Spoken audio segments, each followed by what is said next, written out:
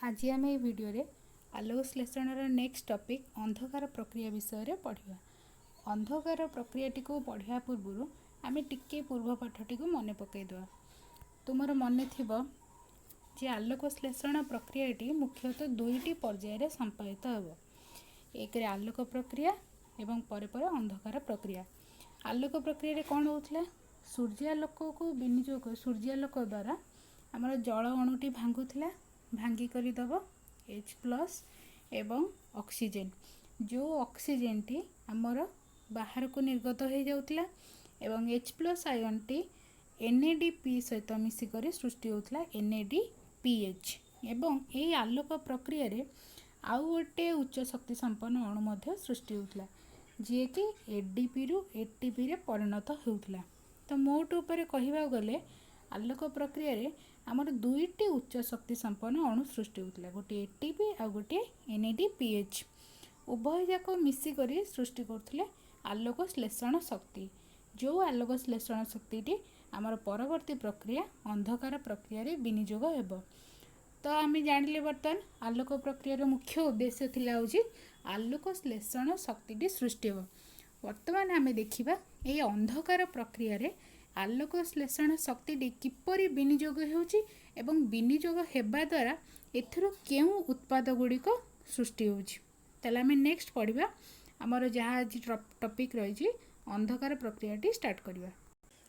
अंधकार प्रक्रिया प्रथम जिनस मन रख जे अंधकार प्रक्रियाटी आलोक उपरे निर्भर ही करि न थाए एवं ये अंधकार प्रक्रियाटी क्लोरोप्लास्ट स्ट्रोमा ठारे ही संपादित हेबो। तुमर मन थिबो स्ट्रोमाटा कोठी अछि? क्लोरोप्लास्ट थिबाई मोटा रस को कहउची स्ट्रोमा। ए स्ट्रोमा रे ही अंधकार प्रक्रिया संपादित हेबो। ताले ए स्ट्रोमा रे पत्रर स्तोम देकी पत्र जो छोट छोट रंध्र अछि ए स्तोम दे कार्बन डाइऑक्साइड आसी स्ट्रोमा रे द्रवीभूत होकी रही थाए एवं ए स्ट्रोमा रे आउ एक ग्राहक अणुटी अछि। जो ग्राहक अणुर ना हेउची RuBP 5 कार्बन युक्त सी। RuBP एक 5 कार्बन युक्त जे कि आलोक श्लेषण शक्ति को उपयोग करी। तुम जानिଛ आलोक श्लेषण शक्ति क्या नहीं गठित ATP एवं NADPH को। RuBP कौन करिवो ए आलोक श्लेषण शक्ति को उपयोग करी कार्बन डाइऑक्साइड अंगारकाम्ल को गोटे एंजाइम जो एंजाइम रा नाम होची रुबिस्को। ए रुबिस्को साहाय्य निज सहित फिक्स करेबो विबंधित करेबो। ताले प्रथम जिनसटी मन रख स्ट्रोमा रे गोटे ग्राहक अणु अछि जार नाम होची RuBP जे कि गोटे 5 कार्बन युक्त। से कौन करिवो आलोक श्लेषण शक्ति को उपयोग करी कार्बन डाइऑक्साइड को गोटे एंजाइम रुबिस्को साहाय्य निज सहित फिक्स करेबो विबंधित कर विबंधित करिकी सेथुरु सृष्टि हेबो दुईटी 3 कार्बन युक्त शर्करा। दुईटी 3 कार्बन युक्त शर्करा पिलाने एठी टिके मन रख ए जो ग्राहक अणु कथा कहला RuBP एवं एंजाइम ना कहला रुबिस्को।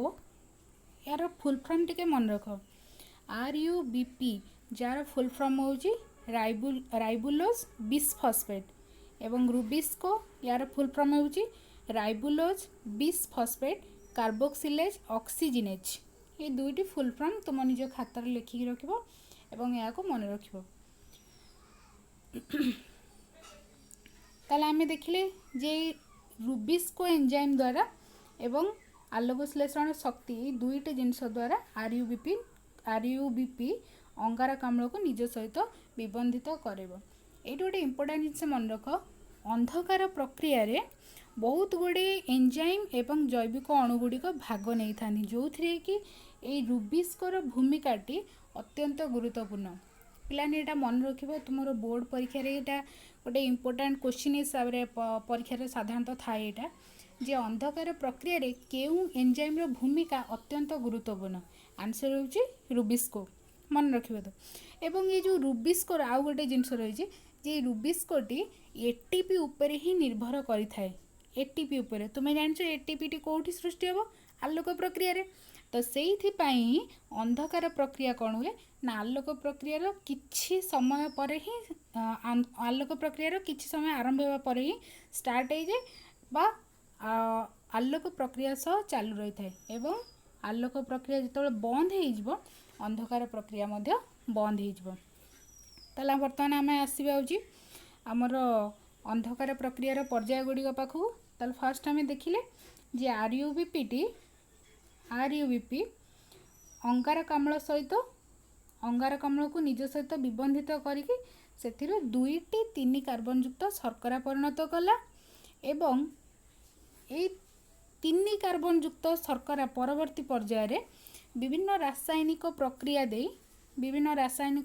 द्वारा चक्राकार से ग्लूकोज संश्लेषण हेबो एवं ग्लूकोज टी तैयारी हेबा सहित सेथिरु मन रख ग्लूकोज टी होची 6 कार्बन युक्त ग्लूकोज संश्लेषण हेबा सहित सेथिरु आमर जो ग्राहक अणुटी प्रथम भाग नैथिला सेथिरु सी बाहरी जो पुनरुत्पादन हो जिवो ताले आमर जोटा थिला होची जे आलोक श्लेषण शक्ति विनियोग है परे कार्बन डाइऑक्साइड टी विबंधित है शेष में जाकि सृष्टि है कौन आमर 6 कार्बन युक्त ग्लूकोज यहीटा ही हूँ आमर अंधकार प्रक्रियार मुख्य उद्देश्य पे ये अंधकार प्रक्रियाटी गोटे वैज्ञानिक आविष्कार करथिले जांको ना होची मेलविन केल्विन तो सेथिपाई अंधकार प्रक्रिया को मध्य कुआ जाय थाए केल्विन चक्र एटा गोटे इम्पोर्टेंट शॉर्ट क्वेश्चन मन रखिबो